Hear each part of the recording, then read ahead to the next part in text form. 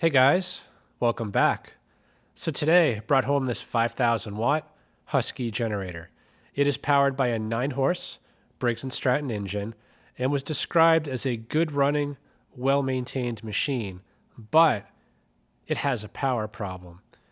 According to the seller, all 4 of the 120 volt outlets work fine, but there's only 120 volts at the 240 volt outlet. And that caught my attention because the way these are normally wired for 240 volt generators is that you have 2 120 volt coils. If one of those went bad, half the 120 outlets would not work. And that's not the case here. So either someone bypassed a bad coil just to liven up those plugs, or potentially the 240 outlet itself has problems.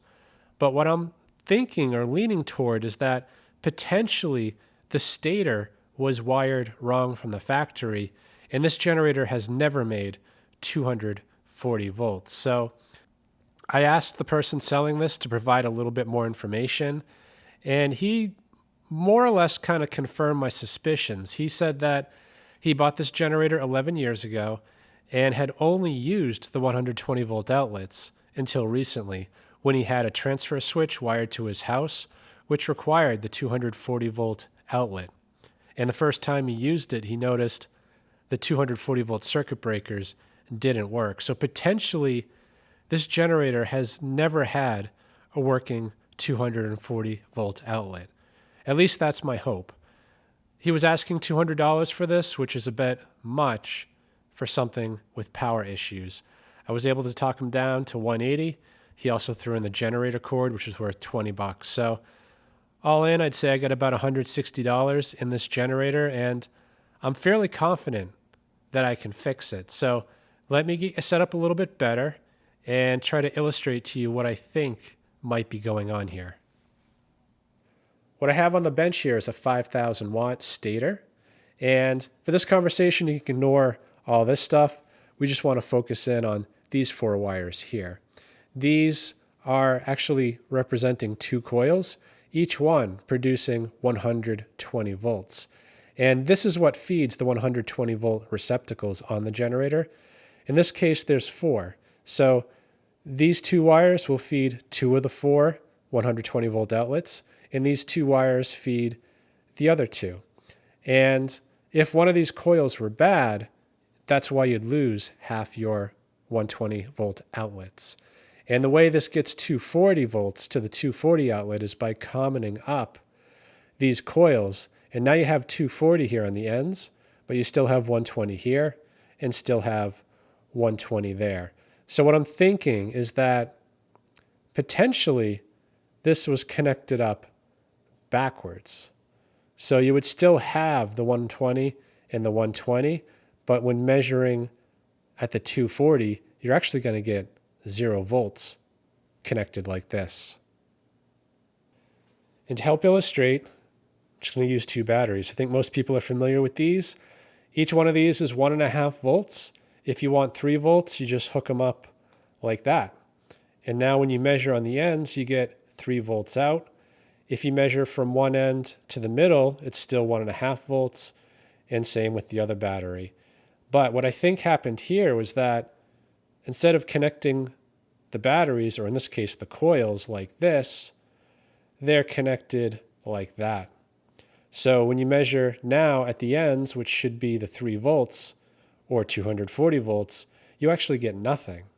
But you can still take a measurement of the first battery, even connected like this, and it will still read 1.5 volts, and same with that. So I'm thinking, hoping, wishing that that's the case here.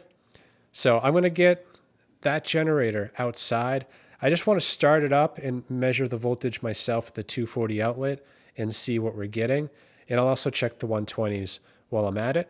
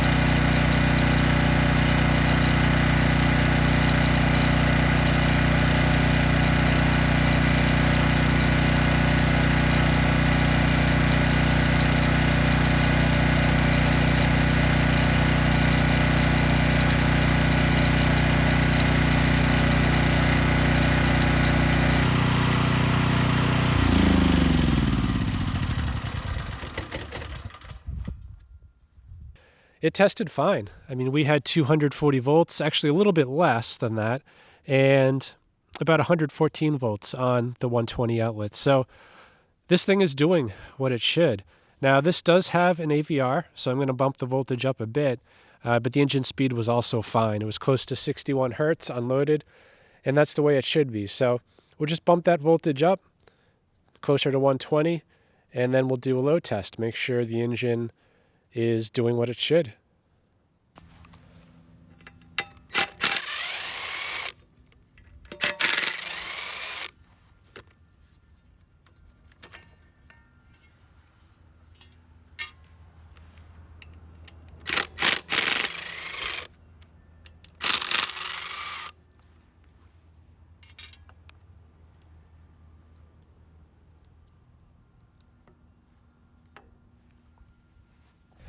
This is the potentiometer right here.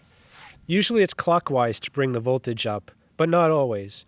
And also, they can be very sensitive, meaning one turn usually brings the voltage up about 2 volts, but I've seen some that one turn will bring it up 20 volts. So start with a turn, start it up, see where the voltage is at, and then you make your adjustments from there.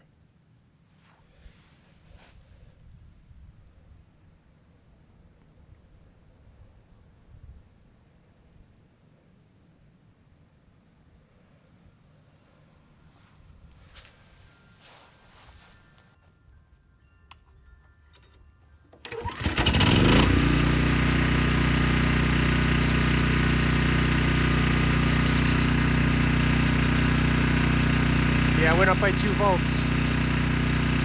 So we need 2 more turns.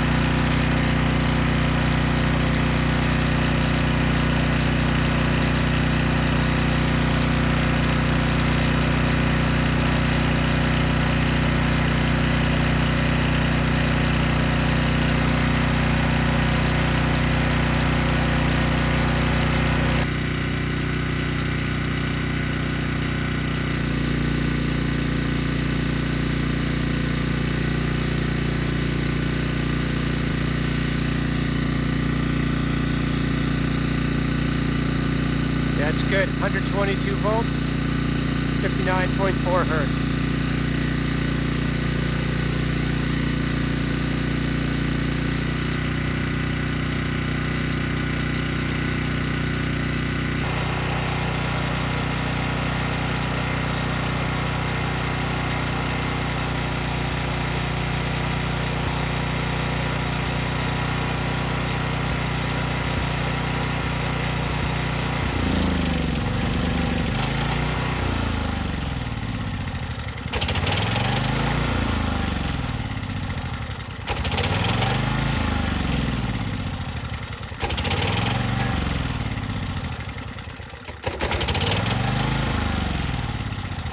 Takes a while. Well, who says I don't make short videos? This one is probably one of the shortest for a generator that had power problems. I was expecting a lot more out of it. So what can I say? Sometimes they're easy, and in this case, there really was no issue. You know, the AVR needed a small adjustment. All I need to do now is resecure it, get that end cap back on, and this thing's pretty much done. I mean, the oil is spotless.